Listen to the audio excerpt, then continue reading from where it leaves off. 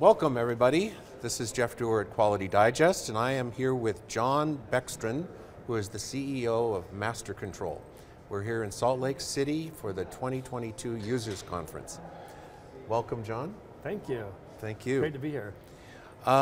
Let's start off with the big picture. What is the big sort of demographics of the company, the sales volume, the employment, the locations, the customer base? Sure. So we're right around 750 employees now. About 60% of them are here in Salt Lake City, another 15% around the country, another 15% in Europe, mostly in around London. We have an office there. And then the rest would be scattered through 3 offices in Asia. We have an office in Tokyo, Singapore, and Melbourne. So that's the employee size. Sales-wise, we passed the 100 million annual recurring revenue mark last November, and we'll get, not quite make it, but get close to 150 million by the end of the year. So. All right, fantastic. And customer base? Customer base, we have about 1,100 companies, 85% of them are life sciences companies. So pharma, biotech, medical device, and then there's like a bunch of other industries that have decided to use MasterControl over the years, and but primarily focused and primarily market toward life sciences companies. Okay, all right, fantastic. And you've been the CEO for how long? I've been the CEO for 20 years. So okay. 20 years, that last like a couple of months ago. So it's a long time. Well, congratulations. Thank you. That's the longevity for sure. Now, I know looking at your CV, you are a CPA and a lawyer. How did a CPA and a lawyer end up running a EQMS company? Yeah, so you'd have to dig out my CPA, my CV to see that, because I actually don't talk about it very much. I mean, really that was the educational background that I chose. I knew I was going to go into business, and I wanted to get degrees that would help me from a technical standpoint. And so after I got my CPA, I was choosing between a JD and an MBA, and I just thought, well, I've already got a lot of the business background, and so I decided to do a JD. And then, like, from that point, I really worked hard to not get pigeonholed as a lawyer. I started working at a software company right out of law school, doing some operational work, some M&A, integration.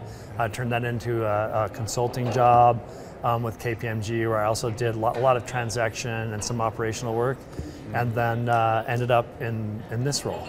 That's got to be great training for executive staff level, you know, I mean, that especially just at an early age coming out of school.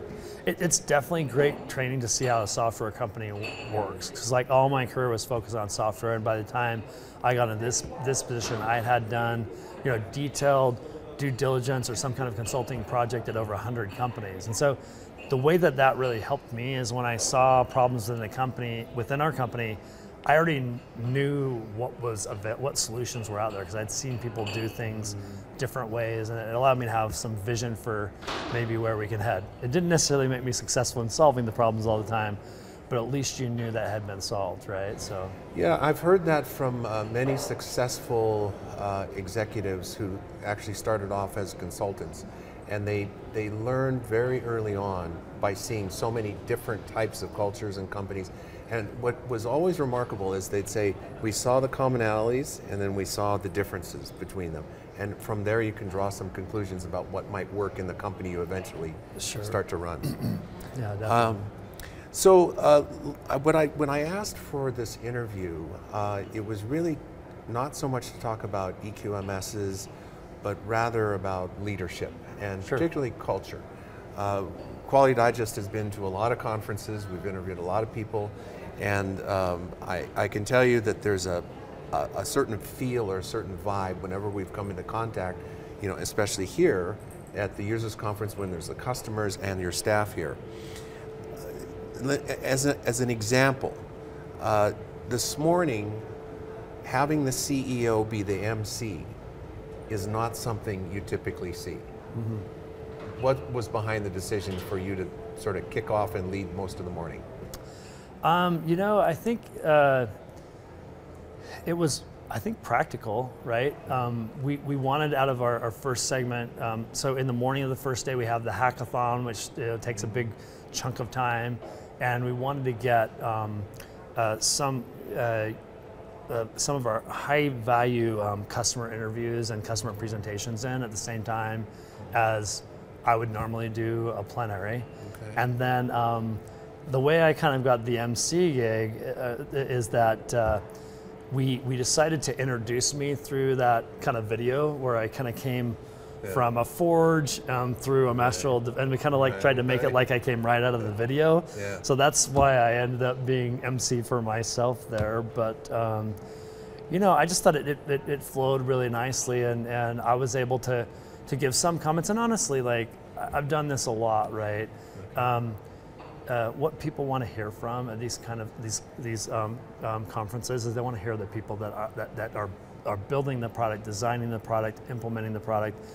They're not as concerned about like what I'm thinking about is not necessarily what our customers need, and so I think that also is something we've tried to balance over the years is the need to kind of be out there and give the customers a sense of our culture, our direction, how committed we are from the top on down, but also give them like real information that they can use. And so, you know, by having Pfizer and Thermo Fisher present like what they're actually doing, they're getting real value out of that. And of course, you know, by having Dr. Scott Gottlieb, you know, having him in the shows, that was really important.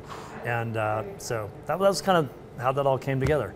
Yeah, because a lot of conferences, they will hire, users conference will hire outside talent as the MC.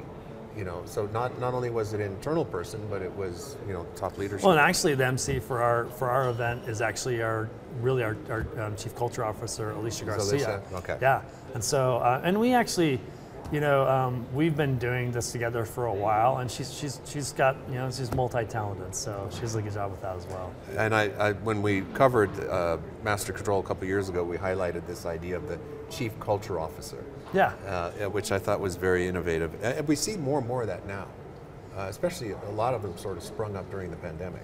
Well, for sure, and you know, when you talk about like, in the market that we're in, right, we need to find people who are technical and who understand life sciences, usually, right, and also understand the disciplines, manufacturing and quality. So, you know, it's really valuable to find the types of employees that we bring into MasterControl.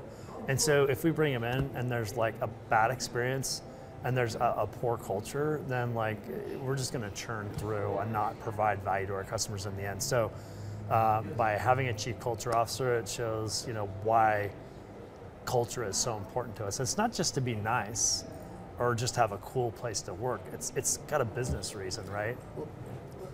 How would you define culture? When you, just that one word, if you had to put it into one or two sentences, what?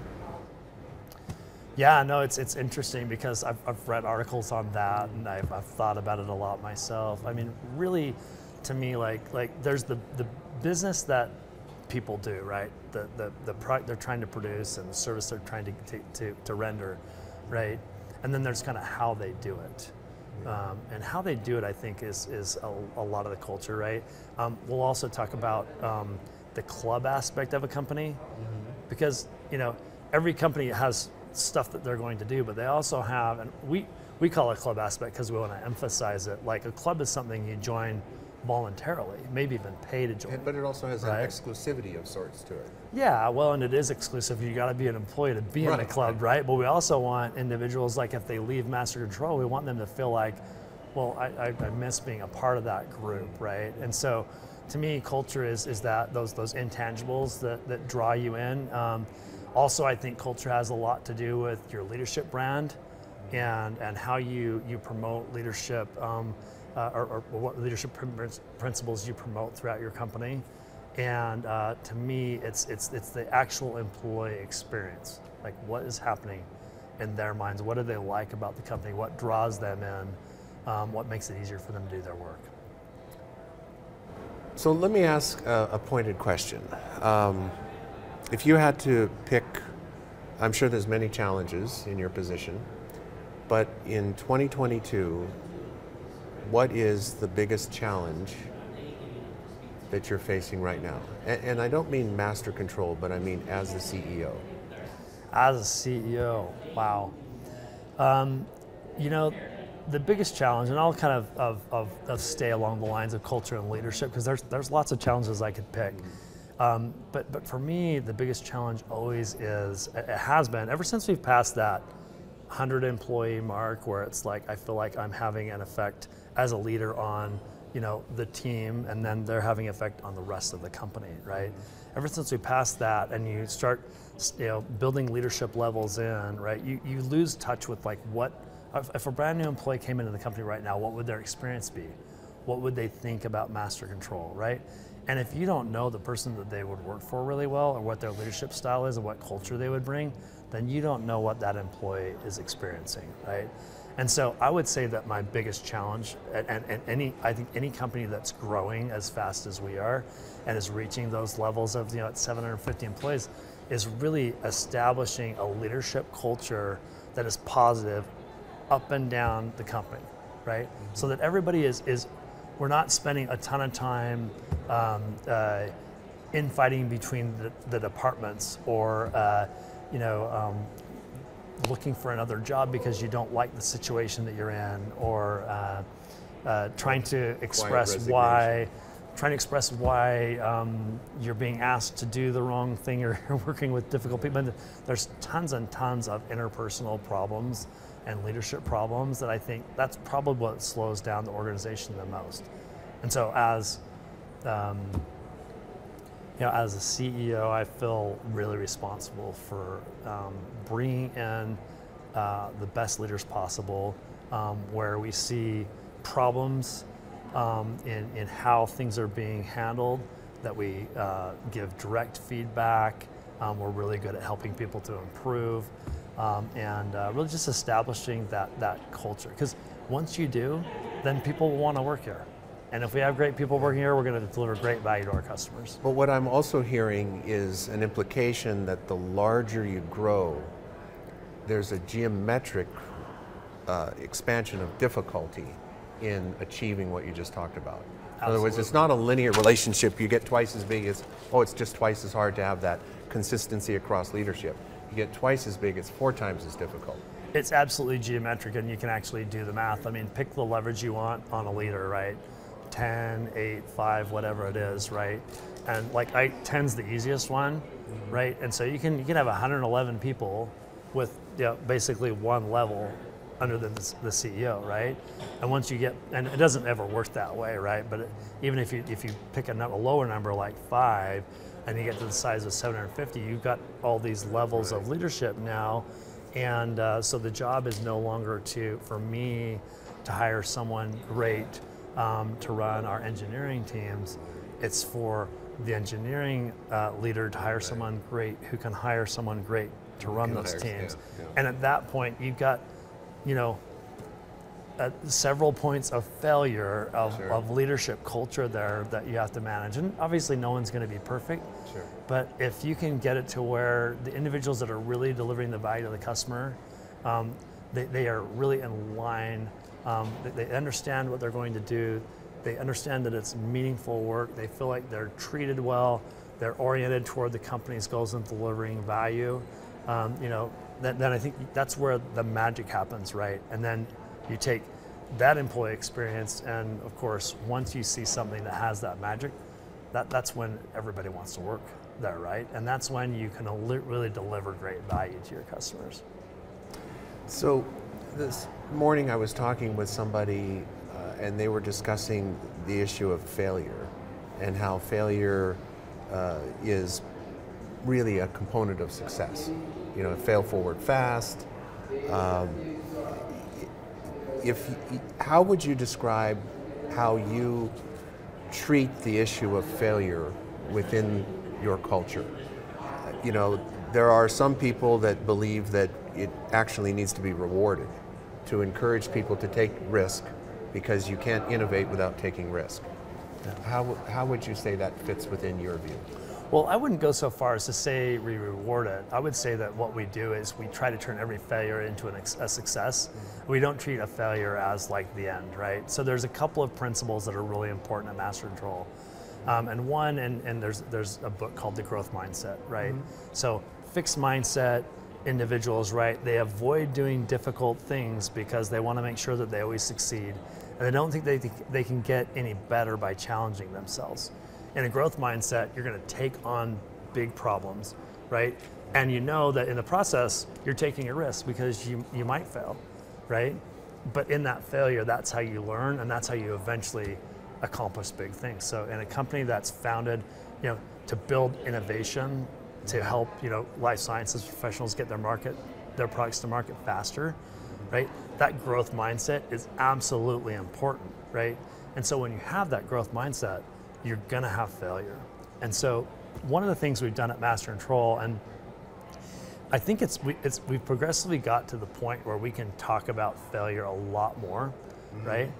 But because when we were setting company goals and reporting on them, we just ended up getting a lot of positive spins on stuff, right? So we're not digging in to see like what's wrong on what we can improve as much.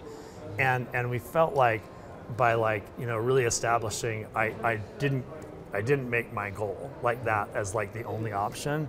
We felt like we were avoiding or limiting conversations. And so we introduced the concept of revisiting objectives, right? And it's just a different way of positioning. Obviously you're saying, we're not gonna hit this, right? Yeah. But it's the idea that when an objective is not accomplished or a goal is not accomplished, we're going to figure out how we can. We're not gonna say, hey, we failed.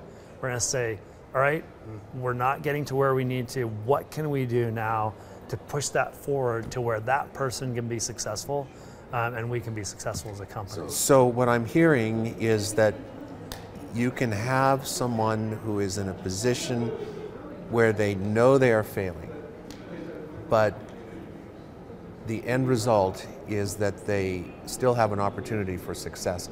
And that failure will not be seen as a failure. It's just part of the milestones leading to that end result of success. Yeah, because if you punish failure, then you're going to get like sandbagging, right? No one's going to try to do anything difficult. Or they'll hide it. Yeah, and everything that we're doing is difficult. The other thing is that we try to use failure as an opportunity to find out what's going wrong. And it's really interesting because failures happen all the time in organizations that are really trying to stretch and do things great. And so like when you see something that is, you're not accomplishing what you thought, well then that gives you an opportunity then to correct the problems that were already there. So would you be willing to give an example of one of your leadership failures and then what you learned in the process on the road to success? I would. To put you on the spot. Let me take a minute to think about it. So I was actually thinking about someone else's failure that I was helping with. That's an easier one, isn't it? So I think without being too specific, I would say for me, one of the most difficult things is bringing someone new in as a leader, right? And so it's definitely nerve-wracking because you're going to bring somebody in, you know that they're going to affect, the work lives of a bunch of people and the success of a bunch of people in the organization, right? And so, what I've learned through instances in the past where I've brought someone in that doesn't quite fit our culture or hasn't succeeded to the degree that I had hoped, right?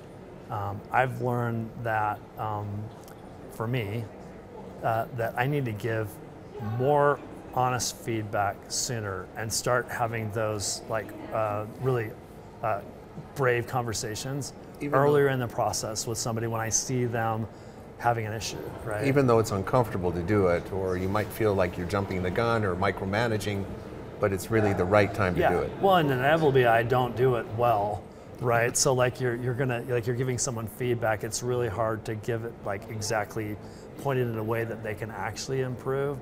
But to raise the questions and have those hard conversations and be willing to kind of put yourself out there That's something that I learned, because before I think I was a little bit more tentative, didn't want to make someone feel bad, and like all you're doing there is just delaying the ultimate. Oh yeah, and you're just going to make life miserable for everybody else. And you know what?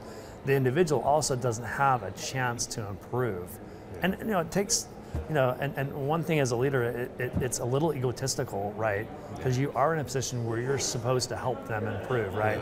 And so you have to then say, well, therefore, I must, have something that could help, right? And I have a problem with that sometimes, because everybody has their own perspective, but I've learned but my perspective is valuable, and even if I might not have it exactly right, I'm the only one that can give that person that particular feedback they need to help their the work that they do at MasterControl or the work they do in the rest of their career.